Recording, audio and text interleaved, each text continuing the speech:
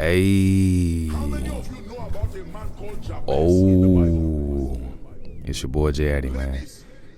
Welcome to the first episode of the breakdown, the lyrical breakdown, and the story behind my latest project, The Prayer of Jabez. And this project is it has a deep message.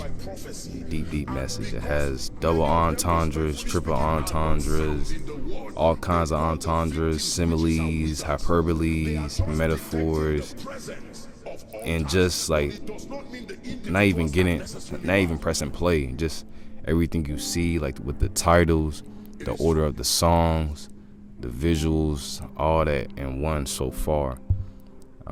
And today I'll be breaking down the first song, which is my intro song, 1 Chronicles 4, 9 through 10.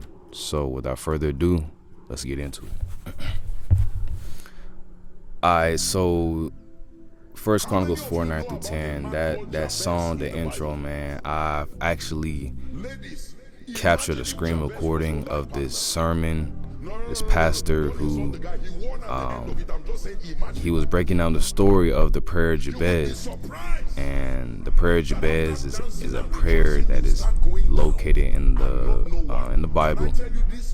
And it's a part of a book called 1 Chronicles. There's 2 Chronicles, 1 Chronicles and 2 Chronicles. And not to get off track, but Addy is not just an artist name, it's actually my legal name. I've been having some other people trying to do that, my legal name, trying to take that for whatever reason. But when y'all think about Addy, it's Jabez, that's my first name. And if you didn't know that, you can look it up on Google. Google will tell you, or you can just look on my YouTube. I have it on my YouTube as well. It's on my birth certificate. It's on my birth certificate, and it's very, my name, I guess, is unique. A lot of people be saying my first name is unique. I prefer you call me Addy, man. Yeah, so it's about the prayer of Jabez, my intro, and the prayer goes like this. It goes like, and Jabez called unto the God of Israel, saying, "Oh, that you will bless me, enlarge my territory, keep me away from evil, so that it will not cause me pain." And God granted what he asked. That's not the whole verse, because I can't really pull it up right now. Don't have internet where I'm at. But that verse is very deep itself, and I'm grateful to my parents for naming me that. I've dealt with great pain in my life, very great, like a humongous amount of pain. But still, I stand here today in one piece, and I that's just enough, And back to how I got the audio before we get to the deeper backstory, in which I will explain in this video shortly. So I was just scrolling on YouTube, and I just typed in the prayer of Jabez. I am a Christian man as well, and I grew up in a Christian household.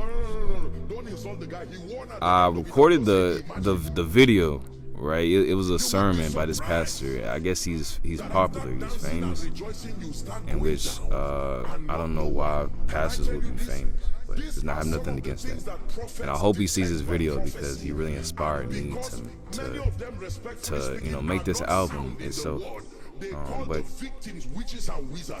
his sermon, like I just came across his sermon, and it's just something about it that just fits like my storyline, to tell my story, to inspire anyone out there who needs hope, who needs to be uplifted.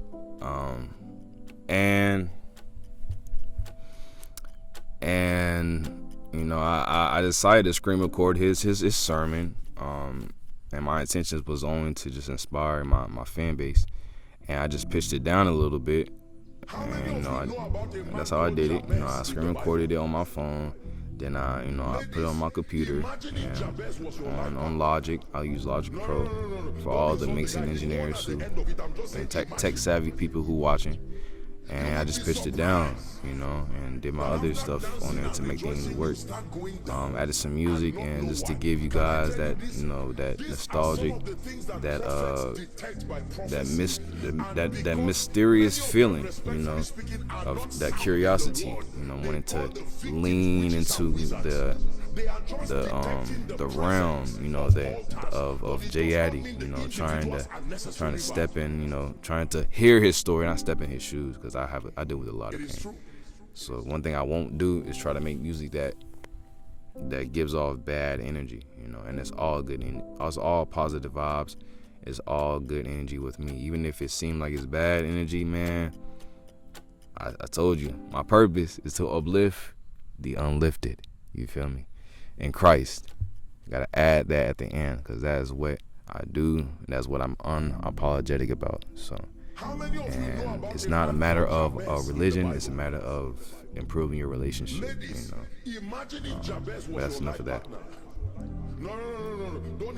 Needless to say, I screen recorded it, boom, and then what he was saying, at first I couldn't really picture what he was saying though, like in the sermon, because at the end of his speech, but I'm guessing he was still referring to the man Jabez in the Bible. He was saying how some people view Jabez as a witch or something, or a warlock or something like that. I don't know what he was saying. I gotta listen back over the sermon again. But basically he was saying Jabez was misunderstood, and it's like the power that he carries is the presence of God, is the power of God within him, is the armor. So it's like a lot of people may mistake it as something totally different, and that really inspired me. And so it relates. I really relate to it, not just like Jabez being my name, but I relate to it in my personal life. A lot of people misunderstand me, and really I just be a chill dude. I'm always just relaxed and just chill. And I'm always sometimes I'm always just putting a smile on people's faces. A lot of strangers be like, man, we need more people like you, or I like your smile, I keep smiling. Like, I'm at college right now, my teachers be saying that too. I have two teachers that became one of my biggest supporters, one of my two best fans, and they be telling me that they're like, hey, you got a nice smile. So that really inspires me for real, and I love to feel inspired, but I mainly love to inspire. You feel me? I love to give. With the creation process of the intro being that, let's move on towards my testimony. So I've been bullied my whole life up to my freshman year and college. Believe it or not, I've been bullied since the pre-K, since I was small, all the way up to my freshman year in high school. That was the past me. I don't dwell on that. It took a lot of people to pep talk me and just try to get me to understand that, just because you go through something for a minute doesn't mean that is who you are for the next day and the next day and the next day. It doesn't mean that, and those people that did you wrong, of course, leave it to God, because vengeance is the Lord's. You feel me? And I had to really get that in my head. I've been misunderstood a lot since I was young, and that's what I wanted to put on this project, to tell my story, even though I didn't want to, but it's like I just had to. It's someone out there that needs to hear my story, that wants to feel inspired. Y'all need that. I feel like y'all need that Addy line. I know y'all need that. So it's not just about just anyone. It's not even about myself though. It's about Christ. It's just, I just have to make it. You have to make it add up. It's not that complicated. So that's what I've been about for many years now. So now it's like I've been in 3 fights. I've been jumped in school. I've been racially profiled at a private school. I've been misunderstood. I've been a lot of things. I've been beaten in front of my principal for something that I didn't intend on doing. It's a lot of embarrassing things that happened to me. But I still obtain knowledge of self, and I still try to keep on moving forward. And that's the purpose of moving forward, is to get to your creator, like to God who created you. You feel me? It doesn't matter what anyone does. What God has established, and let no man separate you, for real. So, but yeah, I've been through it all. I've been through one of my worst relationships ever in high school. I loved this girl back in high school, but she never even liked me, for real, and she really embarrassed me a lot. And I was too blind to see.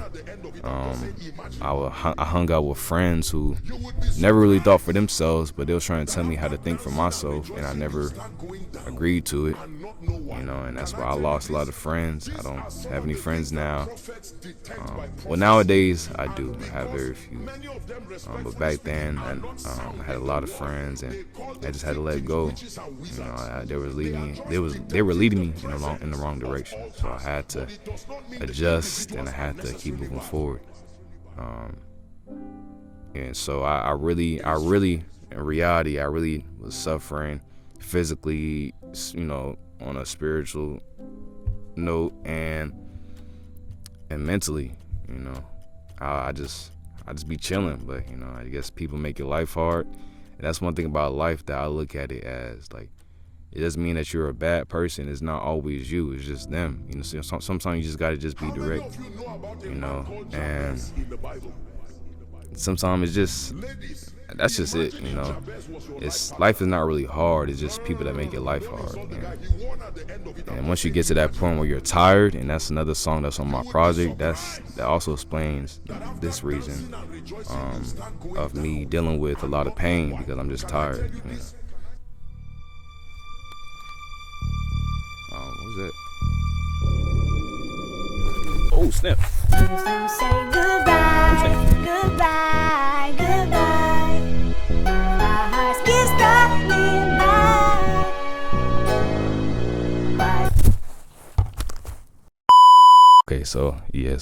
Okay, that was a B.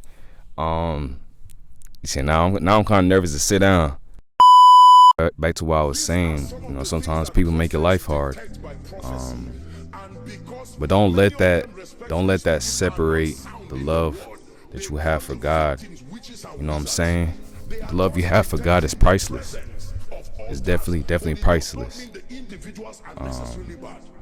And that's pretty much the whole story behind my intro.